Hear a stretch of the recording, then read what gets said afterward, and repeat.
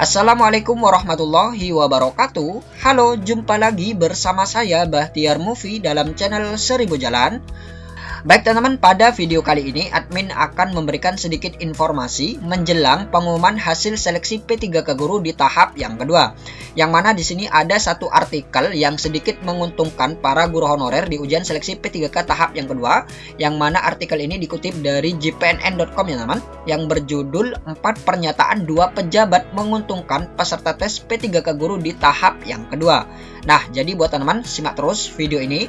Dan sebelum lanjut, seperti biasa admin ingatkan kembali buat teman-teman yang masih belum subscribe ke channel ini, teman-teman subscribe terlebih dahulu dan tekan tombol loncengnya agar nantinya teman-teman selalu mendapat informasi-informasi terupdate terkait pelaksanaan ujian seleksi P3K ini.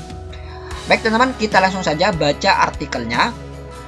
Pelaksanaan tes P3K Guru 2021 tahap 2 saat ini masih berjalan.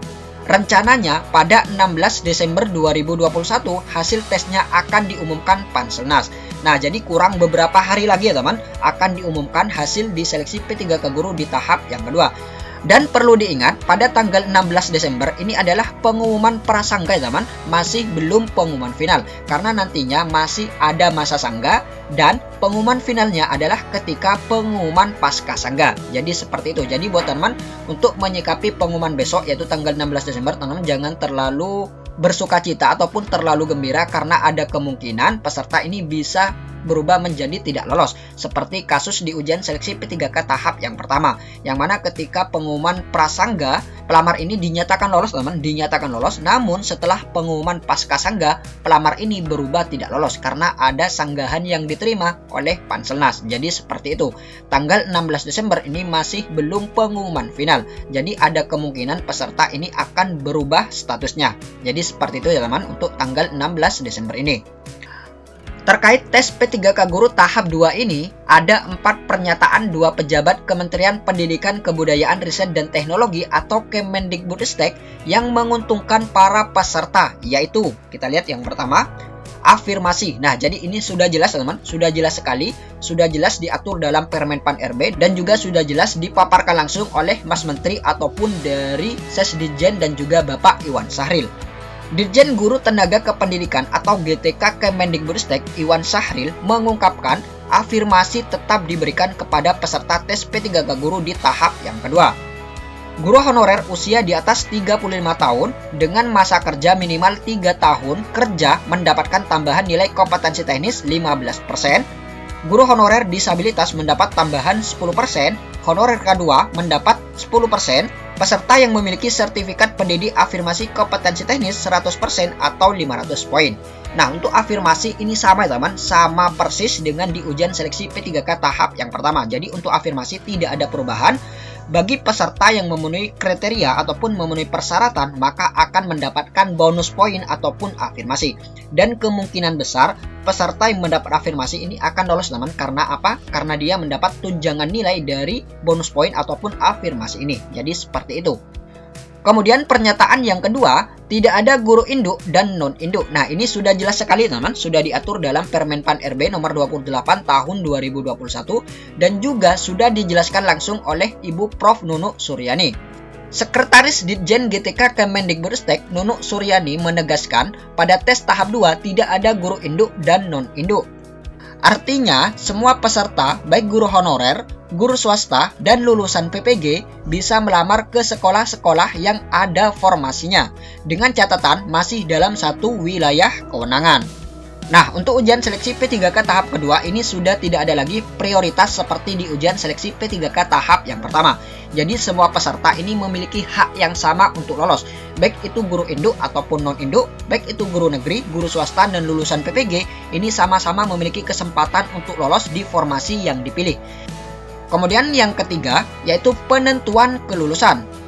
Sesdijen GTK Kemendikbudristek Nunuk Suryani mengungkapkan, penentuan kelulusan tetap berpedoman pada keputusan Menteri Pendayagunaan Aparatur Negara dan Reformasi Birokrasi atau Kepmenpan RB nomor 1169 tahun 2021.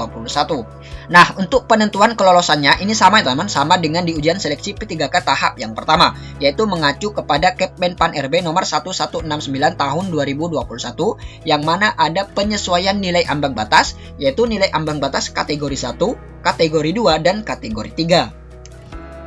Kepmenpan RB 1169 2021 dibagi dalam 3 kategori. Kategori 1, penentuan kelulusan sesuai passing grade dalam Kepmenpan RB 1127 2021. Nah, untuk nilai ambang batas kategori 1 ini sesuai dengan nilai ambang batas yang pertama ya teman, yang sebelum ada penurunan, yaitu nilai ambang batas yang untuk guru kelas SD ini contohnya adalah 320. Dan nilai ambang batas kategori 1 ini diutamakan daripada nilai ambang batas yang kategori 2 dan kategori 3. Kemudian kategori 2 berdasarkan usia 50 tahun ke atas yang mana passing grade kompetensi teknisnya 0. Kompetensi manajerial dan sosiokultural 110 dan wawancara 20. Nah, jadi ini khusus untuk guru honorer yang berusia di atas 50 tahun yaitu passing grade ataupun nilai ambang batas kategori 2. Untuk kompetensi teknisnya ini 0. Kemudian kompetensi manajerial ini juga ada penurunan yaitu 110 dan wawancara ini 20. Kategori 3 penyesuaian passing grade kompetensi teknis yang mana ada penurunan hingga 50 poin. Semua kategori itu kata Nunu diambil ranking terbaik untuk kelulusan tanpa melihat guru induk dan non-induk. Nah, jadi untuk kategori 3 ini ada penurunan teman, ada penurunan di semua jabatan. Jadi ada penurunan 10% ataupun 50 poin. Dan untuk penentuan kelulusannya ini dilihat nilai tertinggi ya teman. Yang dilihat ini nilainya, bukan status guru induk ataupun non-induk. Jadi seperti itu untuk penentuan di seleksi P3K tahap yang kedua. Jadi walaupun ada guru induk, namun kalah nilai dengan guru non-induk yang melamar di sekolah tersebut, maka guru induk ini akan kalah teman-teman, akan kalah dengan guru non-induk yang memiliki nilai yang lebih tinggi. Jadi seperti itu untuk penentuan di seleksi P3K tahap yang kedua. Kemudian pernyataan yang keempat, lulus passing grade dipastikan diberikan formasi. Dirjen GTK Kemendikbudristek Iwan Sahril mengungkapkan seluruh peserta tes P3K Guru tahap 1, tahap 2, dan tahap 3 akan diberikan formasi. Jika pada 2021 belum ada formasi, tetapi begitu formasi dibuka pada 2022, peserta yang sudah lulus passing grade akan mengisinya. Nah, jadi ini sedikit kabar gembira ya teman, sedikit kabar gembira bagi peserta yang lolos passing grade namun tidak mendapatkan formasi. Dirjen Iwan juga memastikan tahun depan formasinya akan lebih banyak. Selain dari sisa formasi P3K Guru 2021, juga ditambah dengan kuota berdasar jumlah guru PNS yang pensiun. Jadi untuk tahun depan, tahun 2022 ini peluangnya sangat besar ya teman, sangat besar untuk lolos, khususnya bagi peserta yang lolos passing grade namun tidak mendapatkan formasi. Yang mana nantinya peserta ini akan diberikan formasi ya teman, ataupun akan ada optimalisasi pengisian formasi kosong. Jadi nantinya formasi ataupun sekolah-sekolah yang tidak ada pelamarnya ataupun tidak ada guru honorernya yang melamar di sana, maka nantinya akan dilakukan optimalisasi, yaitu pelamar yang lolos passing grade namun tidak mendapat formasi, maka nantinya akan ditempatkan di sekolah-sekolah yang kosong pelamarnya. Jadi seperti itu. Tapi ada beberapa persyaratan yang harus dipenuhi, yaitu memenuhi nilai ambang batas dan berperingkat terbaik. Jadi seperti itu ya teman untuk penentu kelolosan di ujian seleksi P3K Guru di tahap yang kedua.